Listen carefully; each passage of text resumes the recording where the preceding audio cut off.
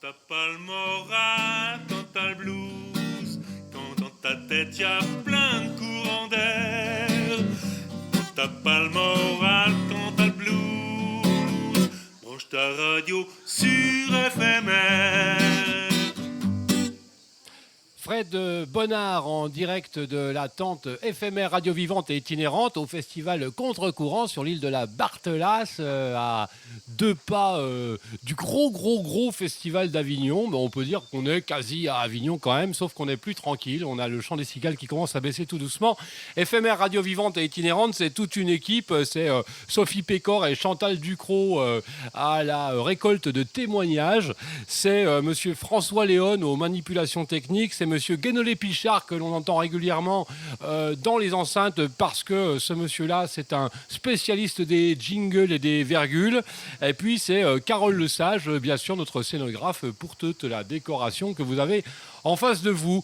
Aujourd'hui, maintenant, nous accueillons, alors là, pas n'importe qui, parce que de toute façon, on n'accueille jamais n'importe qui. C'est Philippe. Et Philippe, c'est ce que nous, on appelle un spectateur fidèle. Un spectateur sans lequel, peut-être, les contre-courants seraient plutôt vents et marées. Philippe, bonsoir. Bonsoir, Frédéric. Alors, Fred uniquement, parce qu'il n'y a pas lui.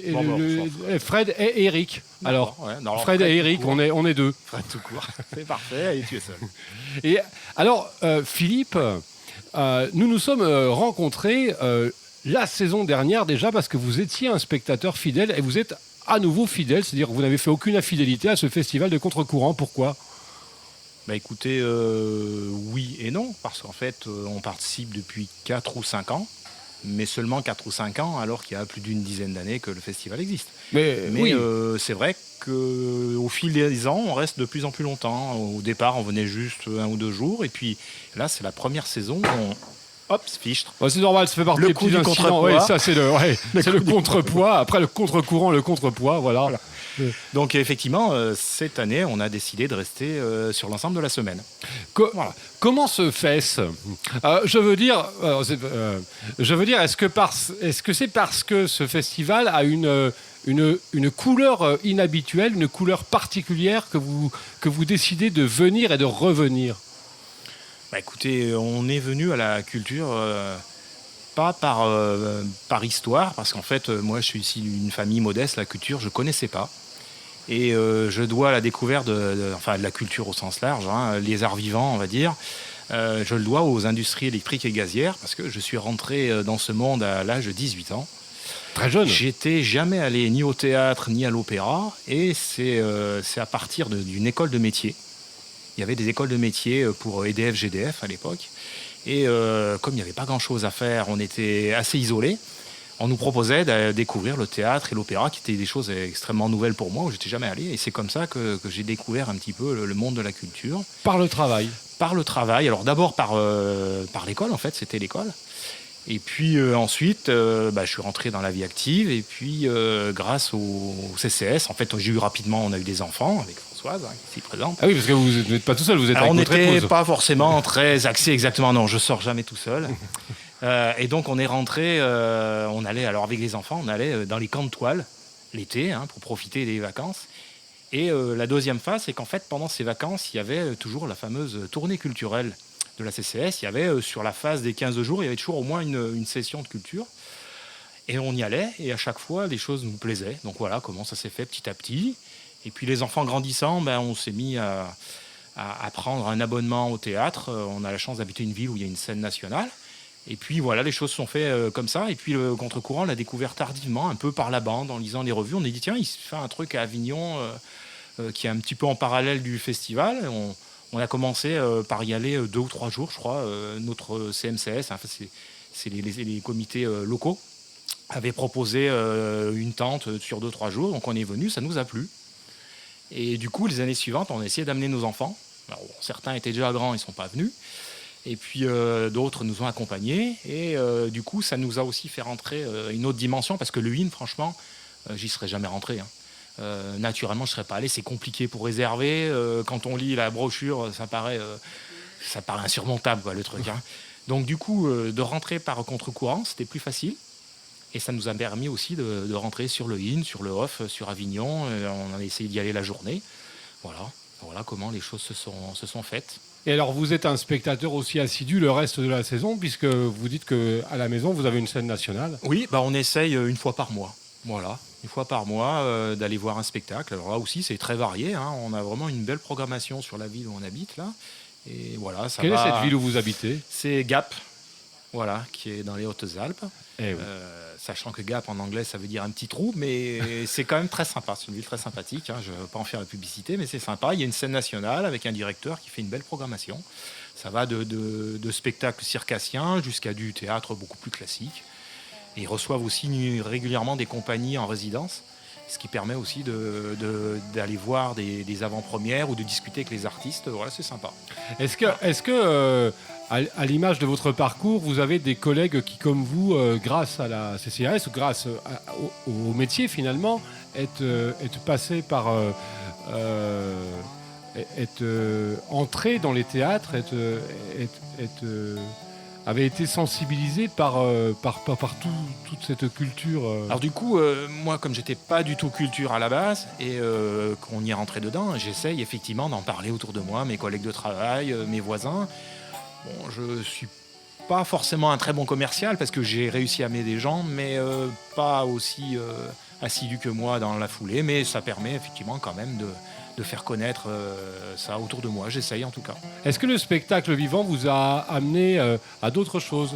J'entends à la lecture, à des expos, à d'autres formes finalement artistiques. Alors en fait, moi ce qui m'a plu, c'est qu'on aime bien... Alors je suis curieux de nature, on aime bien voyager. Et finalement, la culture, c'est un moyen de voyager facilement en éliminant le problème de la mobilité. La mobilité, c'est compliqué aujourd'hui. Donc là, l'avantage, c'est qu'avec assez peu de distance, en restant sur la ville de Gap, on va au théâtre, on a l'impression de voyager en découvrant des choses différentes. Bon, Avignon, c'est pas très loin non plus. Donc c'est ça qui, je crois, qui m'a plu. La possibilité de voyager, de découvrir d'autres vies, d'autres mondes, d'autres environnements, assez facilement en fait. Est-ce qu'aujourd'hui, vous êtes un spectateur exigeant ? Et qu'est-ce que vous exigez ? Alors non, moi je suis vraiment un bon public. Je suis curieux de tout. Alors il y a des choses qui me plaisent, que je retournerai voir, et puis d'autres qui me plaisent pas, c'est pas grave, j'y retourne pas, et voilà. Non, là, de ce côté-là, non, j'ai pas forcément d'exigence particulière. Est-ce que vous êtes en attente de quelque chose et de quoi ? Alors c'est peut-être pas évident à définir, mais lorsqu'on va au spectacle, c'est un rendez-vous, et comme à chaque rendez-vous, peut-être on imagine, peut-être on projette quelque chose. Est-ce que vous projetez quelque chose ? Alors j'ai un peu plus de mal avec tout ce qui est imaginaire, les contes, j'ai un peu plus de mal avec ça. J'aime bien des histoires qui sont plutôt tirées de notre vie quotidienne, parce que par rapport au fait, comme je vous dis, j'aime bien voyager. D'avoir une histoire réelle, ça me donne l'impression de voyager, et ça me permet aussi d'avoir un peu plus d'empathie, de ressentir ce que les gens vivent. Voilà, c'est plus ça qui m'intéresse. J'avoue que le conte, comme ce qu'on a vu hier au soir, c'est plus compliqué pour moi, j'ai plus de difficultés avec ça. Donc j'aime bien les choses qui sont proches de la réalité, et où un metteur en scène va essayer d'interpréter et de traduire ce qui a été vécu ailleurs par d'autres personnes. Le côté humain. Voilà, le spectacle est un voyage. Voilà, pour moi le spectacle est essentiellement un voyage. Ouais. Est-ce qu'il vous est arrivé de sortir en colère ? Oui, notamment lorsqu'on a des... Alors, colère peut-être pas, mais comment dire, déjà ému par ce qu'on a pu ressentir ou ce qu'on a pu vivre, notamment quand on se met en empathie à la place des gens, donc ça peut être dur. Et puis après, je me sens parfois un peu coupable de dire oui, mais qu'est-ce que je fais pour améliorer ce type de situation ? Donc en colère, non, je crois pas. Alors comme tout le monde, je me mets en colère, mais pas par rapport à un spectacle. Non, par rapport au spectacle, je me sens souvent coupable, mais qu'est-ce que je pourrais faire moi pour... voilà. Est-ce qu'un spectacle vous a déjà déplacé ? C'est-à-dire changer. Est-ce que vous avez senti un changement chez vous à l'issue d'un spectacle ? Parce que le lendemain, le surlendemain, la semaine suivante, vous y pensez encore, ça vous a travaillé, ça vous a déplacé quelque part ? Alors pour être honnête, sur le coup, oui, je me sens envie d'agir, de devenir acteur. Et puis en fait, pour être honnête, ça passe souvent assez vite. Mais dans l'action directe, ça passe vite, mais je suis persuadé qu'il reste quelque chose. Et voilà, je pense que ça fait partie de... Enfin, tout ce que je peux vivre au sein d'un spectacle m'aide ensuite à être celui que je suis et modifie mon comportement, ma façon d'être, ma façon de penser. Oui, j'en suis persuadé, ça. Alors vous êtes un énergéticien. Oui. Voilà. Ce qui veut dire que ce festival est votre festival, C'est le vrai. Contre-courant. Voilà. Est-ce que vous attendez quelque chose de plus ou de particulier ? Alors j'ai trouvé intéressant la programmation de cette année. Alors c'est pas fini, la semaine n'est pas finie, mais par la variété du programme qui est proposé, parce qu'il y a du théâtre, il y a des chansons, il y a vraiment une grande variété. Donc, alors c'est vrai que les années précédentes, comme on venait que sur 1, 2 ou 3 jours, j'ai pas pu mesurer ça. En tout cas, la programmation de cette année, pour l'instant, nous a vraiment plu. Vous vous rappelez de quoi là, cette année ? Les premières images qui reviennent là ? Alors les premières images déjà, c'est que l'agencement était un peu différent de ce qui s'était fait jusqu'à ces années dernières. Donc j'ai trouvé ça sympa, les décos. Voilà. Après, qu'est-ce qui m'a plu ? Voilà, je crois que c'est les choses principales, ouais, l'agencement. Et puis après de vous retrouver, puisque on avait sympathisé avec vous l'année passée, donc on a trouvé ça sympa. C'est toujours plus facile quand on connaît quelque chose, on rentre plus facilement dedans que quand tout est nouveau. J'ai souvenir que la première année qu'on est venu ici, ça nous paraissait assez compliqué. La façon dont ça s'organisait, comment on peut aller au in, au off, voilà, on ne se sentait pas trop accompagné. Donc là, on est plus à l'aise aussi. Ouais. Alors vous ne vous déplacez jamais seul, puisqu'il y a Françoise, votre épouse, avec vous. Effectivement. Eh oui. Est-ce que vous échangez sur les spectacles ensuite, à la sortie du spectacle ou le lendemain ? Alors oui, tout de suite dans la foulée. En règle générale, à chaud, on a des trucs à se dire. Après, pas forcément les jours après. À la fin de la semaine, on aime bien faire un petit bilan. Tiens, qu'est-ce qui nous a vraiment plu ? Histoire de communiquer, alors à minima déjà avec nos proches. On a une fille qui adore le théâtre, donc en règle générale, on lui fait un petit rex de ce qui nous a plu, de ce qu'il y a à voir ou pas. Puis comme elle est sur Paris, elle a des facilités pour aller des spectacles. Et que nous avions rencontré l'année dernière. Tout à fait. Elodie nous avait accompagnés l'année passée, effectivement. Donc voilà, c'est la première chose. Et puis avec les amis autour, on essaye de communiquer, de dire ça c'est sympa, voilà, ou ça l'est moins.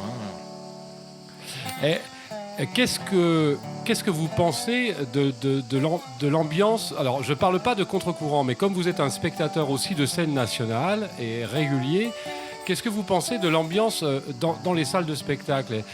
Et ne pensez-vous pas qu'elles sont un peu trop sages ? Sage, pas forcément, mais on en parlait ce matin en prenant un café et on regardait circuler les gens. C'est pas la diversité de la France quand même qu'on croise dans Avignon et dans les salles de spectacle. Alors dans la rue, peut-être un peu plus de diversité, mais quand on est dans les salles de spectacle, c'est quand même un monde un peu de bobo, voire de très intellectuel. Voilà, c'est pas la diversité. Il faut y faire sa place en fait. Oui. Ouais. Oui. Et du coup maintenant, aujourd'hui, vous pensez avoir la vôtre ? On y va sans prétention en fait. Moi j'y vais comme je l'ai dit pour voyager, pour découvrir des choses, se détendre aussi. Voilà. J'ai pas de prétention particulière. Voilà. Et puis on rencontre les gens qu'on rencontre. Mais Avignon, pour ça c'est quand même assez sympa. C'est l'été, il fait chaud, comme vous l'avez dit, il y a les cigales. Les contacts sont quand même beaucoup plus faciles. Ça, on l'a découvert les premières années, on allait voir des spectacles, on savait pas trop les spectacles à voir, et en discutant avec les voisins, moi j'ai vu celui-ci qui est bien, tac. Il y a un échange qui se crée. Voilà. Si vous aviez eu à changer de métier là et à vous dire tiens, moi je me projette dans le spectacle vivant, je ne suis plus énergéticien, à quelle place vous êtes ? Vous êtes sur le plateau, vous êtes un acteur, vous êtes un régisseur lumière, vous êtes un régisseur son, vous êtes un organisateur de festival, vous êtes où ? Quelle place vous prenez ? L'instinct ? Si je me mettais dans le monde du spectacle, moi j'aimerais organiser plutôt. Ouais. Je suis pas forcément à l'aise avec le verbe, avec la parole. J'ai pas, comme vous l'avez dit, une culture. Ce qui n'est pas le cas ce soir, par exemple. Je réponds à des questions simples. Non, je préfère organiser, ouais. Organiser, animer les équipes. Voilà, c'est peut-être quelque chose qui me plairait, qui est proche du métier que j'ai fait. En fait. Alors du coup, allons-y. Le métier que vous avez exercé, c'est lequel ? Et que vous exercez encore, que vous n'exercez plus ? Alors, j'ai fini de l'exercer le 1er juillet de cette année, donc c'est quand même très très frais. Vous êtes un tout jeune. Alors, pas tout à fait retraité, je suis en congé longue durée, ce qu'on appelle le fameux CET, le congé épargne-temps. Voilà, pendant 2 ans, voilà, j'ai accumulé 2 ans de congé et je serai en retraite qu'à l'été 2021. Voilà. Alors, quel est le métier que vous avez exercé jusqu'au 1er juillet ? Alors, j'étais responsable d'une exploitation d'électricité et de gaz à un moment donné, donc essentiellement pour l'instant de l'électricité. Voilà. L'exploitation des réseaux et voilà. mais alors, ça veiller à la, signifie quoi, à la parce que- continuité. En fait, c'était veiller à la continuité de fourniture. Donc, c'est alimenter les gens, dépanner quand il y a des pannes, maintenir en état le réseau. Voilà, l'exploitation des réseaux. Veiller à ce que chaque client soit alimenté en permanence dans les meilleures conditions de qualité de fourniture. Donc vous avez fait quand même toute une carrière dans la même entreprise. Oui. Alors oui et non, parce qu'en fait, je suis rentré. Alors, j'ai pas changé vraiment d'activité, mais c'était EDF-GDF qui est devenu EDF-GDF Service, qui est devenu ERDF et qui est maintenant Enedis. Eh oui, c'est ça. Voilà. Donc en fait, j'ai beaucoup changé, vous voyez. Oui, finalement, oui. À l'intérieur même Oui. de la même De organisation. la même structure, on va dire. Voilà, de la même structure. Mm. Ce qui ne se fait plus trop d'ailleurs. Parce qu'aujourd'hui, il paraît qu'on change de métier régulièrement. C'est vrai, donc je suis vraiment quelqu'un de fidèle, comme pour contre-courant, là, Ouais, vous voyez. exactement, Mais encore ouais. plus longtemps, parce que là, c'était 36 années. En fait. Quel est Philippe, votre... alors attention, quand même, parce qu'on pourrait, on pourrait parler, vous pourriez parler, je pense, pendant des heures, mais globalement, comme ça, c'est quoi votre vision du monde aujourd'hui ? Je parle du monde au c'est-à-dire, sens large. Vous au voyez sens le monde large, comment ? Moi, je pense qu'il y a énormément d'opportunités. Alors, c'est mon côté peut-être optimiste, hein, mais je pense qu'on n'a jamais créé autant de richesses. On n'a jamais eu autant de possibilités. Notamment, l'avènement du monde numérique aujourd'hui permet pratiquement à tout le monde d'accéder à des informations. Alors, bien sûr, après, il faut être capable de les traiter, hein. On a eu l'occasion de voyager en Afrique il y a quelques années et on a vu des gens sortir de téléphones portables de nulle part, alors que moi, j'en avais pas encore ici en France. Et c'était il y a une quinzaine d'années. Et là, je me suis dit, mais le monde est en train de changer. Puisque, et Internet est arrivant dans la foulée, on voit que la communication, ça ouvre des possibles énormes, mais ça ne reste qu'un outil. Et effectivement, si on le dévoie, et on voit bien tous les soucis, si on le dévoie, l'outil peut se retourner contre nous. Mais j'ai plutôt bon espoir. Je suis persuadé qu'aujourd'hui, il y a tellement de possibles que le monde ne peut que s'améliorer. Oui, on ne va pas forcément dans le mur comme les médias le prétendent. Peut-être qu'on ira, mais Oui. on aime beaucoup dire qu'on va dans le mur. Oui. Pourquoi ? Alors ça, c'est mon point de vue, c'est très personnel. Quand on n'arrête pas de dire qu'on va dans le mur, les gens ont peur. On a tous peur. Et quand on a peur, on est facile à manipuler. Et surtout, on a une méconnaissance de ce qui se passe. Et voilà. Et c'est facile de manipuler des gens qui ont peur. On l'a vu d'ailleurs après le 11 septembre, ce qui s'est passé aux États-Unis. Ils ont pu faire passer des lois de fous qui ont carrément neutralisé la liberté, alors que les États-Unis, c'est un pays de liberté. C'est ce qu'ils mettent en avant. Et ils ont mis des lois qui leur permettent des trucs de fous, quoi. Et c'est la peur qui a permis ça. Donc moi, je suis persuadé qu'au contraire, la peur est notre ennemi. Ça c'était une des pièces de théâtre d'Albert Camus qui racontait, c'est l'état de siège. Et à partir du moment où la peur arrive sur la ville, ça paralyse absolument tout. Et il suffit qu'un homme n'ait plus peur pour que tout d'un coup le mal recule. Et que tout s'inverse. Voilà. Et que tout s'inverse. Vous êtes un peu de cela. Oui. Vous seriez le personnage de Diego. Alors, je ne connais pas ce livre d'Albert Camus, mais s'il y a un personnage qui est dans ce sens-là, oui. Alors, j'ai des coups de blues comme tout le monde, hein, bien d'accord. Oui, quand même. Quand on voit la misère, etc., on sort parfois meurtri. Mais vous êtes papa aussi, donc c'est bien un papa. Vous êtes un papa optimiste, du coup. Oui. J'ai bon espoir pour mes enfants et mes petits-enfants. Quel est votre rêve le plus fou ? Alors peut-être il ne faut pas tout dire parce que votre épouse vous écoute, mais quel est votre rêve ? Ce serait peut-être d'envoyer votre épouse sur la Lune un jour par semaine ? Non. Alors là, non, pour être honnête, mon rêve se réalise en fait. Puisque je sors d'une vie professionnelle qui a été intéressante, hein, franchement, où j'ai fait des choses intéressantes. Alors j'ai aussi subi des choses, mais j'ai fait des choses intéressantes. Et aujourd'hui, je vis avec des possibilités de ouf, hein, comme disent les jeunes, hein. J'ai de l'argent pour vivre et j'ai du temps complètement libre devant moi. J'ai la chance d'avoir une épouse qui m'accompagne, des enfants, une famille autour et je suis en bonne santé. Je ne peux pas rêver plus, franchement. Ah oui, là vous êtes au taquet. Bon, là je suis au taquet. J'aimerais bien pouvoir terminer le portrait par quelques questions très très simples. Juste histoire de dire, tiens, Philippe, c'est un petit peu vous. Voilà, vous nous avez parlé, donc voilà, on esquisse un portrait et on va le terminer avec ça. Je vous demande une couleur. Bleu. Un fruit. Les figues, allez, c'est de saison. Un insecte. Alors, je me souviens plus du nom. C'est un oiseau qu'on voit dans les falaises de montagne qui. Non, ah oui, un insecte. Oui, un insecte. Ah ouais, vert. un Oui. insecte. Non, mais alors. Philippe, on a le droit de passer au volatile, hein, c'est pas un problème. Hein. Le ticodrome. Voilà. Le ticodrome. Ouais, c'est un oiseau qui fait du surplace, qui est magnifique et qu'on trouve dans les falaises d'altitude. Un spectacle. Alors, un spectacle précis ou Un spectacle, un type de spectacle ou un spectacle précis, ce qui vous vient. Ah, les chants. Les chants a cappella. C'est probablement ce qui est plus émouvant. Alors, plutôt femme ou plutôt homme, du coup? Qu'est-ce qui fait vibrer le plus?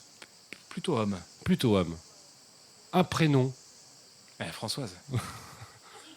un mot, un mot que vous aimez bien, ou que vous n'aimez pas d'ailleurs, peut-être c'est ça qui sort en premier. Partage. Une grosse colère et à propos de quoi? Ah, les migrants. Une odeur ou un parfum, ce qu'on appelle peut-être éventuellement la Madeleine de Proust. La lavande. La lavande. Oui. Je ne pose pas la question pourquoi. Hein. Ouais, Voilà, la lavande. Non, c'est vous très avez dit bien. un mot, donc Oui, vous oui, avez c'est le vrai. mot. Oui, c'est ça. Un paysage. Ah, la montagne. Fan de Montagne aussi. montagne. Une date. 69. Eh oui. Une question existentielle. L'amour. Et de quoi nous ne parlerons surtout pas. Pas de tabou, donc rien ne... Non, rien ne me gêne. Vous êtes un militant, vous? Pas vraiment. Si ce n'est que j'ai envie de contribuer à vivre dans un monde meilleur. Mais après, j'ai pas d'engagement bien spécifique. J'ai eu quelques engagements syndicaux il y a quelques années, mais dans l'immédiat, je souhaite faire une pause. Peut-être que je militerai dans quelques années, après peut-être quelques mois de pause. Aujourd'hui, j'ai besoin de me poser après 36 ans de vie professionnelle. Je compte me poser et après peut-être probablement militer, mais sans me fixer vraiment d'objectifs dans l'immédiat. Est-ce que vous pensez avoir été un bon père? Jamais suffisamment, mais mes enfants n'ont pas l'air de se plaindre plus que ça, donc j'imagine que j'ai essayé de faire ce qui me paraissait bien. Il paraît qu'il n'y a pas de recette. Hein. Ouais, non, je pense qu'il n'y a pas de recette, effectivement. Vous avez réussi à l'exercice de la transmission avec eux?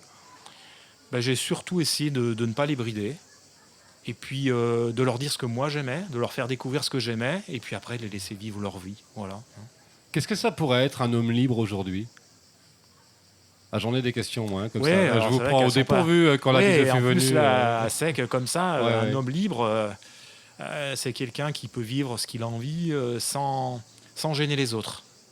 Voilà, c'est important, ça. Pour moi, c'est très important. Qu'est-ce qui vous appelle dans la montagne? 2 fois, vous avez parlé de Oui. montagne. C'est le côté brut de la nature qui me plaît, principalement. On paye cash, voilà, en montagne. On paye cash ses choix et on ne peut pas les inculquer. Enfin, on ne peut pas dire qu'il y a d'autres personnes responsables que soi-même. Voilà. Ce soir, vous allez voir un spectacle à 22h. Oui, Vous avez la place. Le spectacle s'appelle Désobéir. oui. Ouais. Vous attendez quelque chose? Le titre, est-ce qu'il vous évoque quelque chose? Alors, le titre me plaît pas plus que ça. Désobéir, c'est pas ma nature. C'est pas ma nature. Par contre, le contenu du spectacle m'intéresse en fait. Le côté ces filles qui sont dans des situations pas forcément simples, qui finalement se rebellent parce qu'en fait elles ont l'impression de vivre une injustice. C'est plutôt ça qui m'intéresse, plutôt que le titre en lui-même. Eh bien, pour avoir répondu à toutes ces questions, on vous remercie, Philippe de Gap. Et de rien, avec plaisir. surtout, on vous souhaite un excellent spectacle ce soir, un excellent contre-courant jusqu'à la fin de la semaine, une excellente retraite dans 2 ans, Ouais, puisqu'elle ne démarrera que dans 2 ans. C'est ça. Mais elle a déjà débuté un peu quand même. Dans les faits, oui. Ouais, dans les Dans faits, les faits, on oui. est d'accord. Ouais. On a décroché. Voilà. En tout cas, merci beaucoup pour votre parole, pour votre présence ici, parce que vous savez que le spectateur est un collaborateur. et que sans lui, le spectacle n'existerait pas. C'est vrai. Merci à vous. Merci, bonne soirée.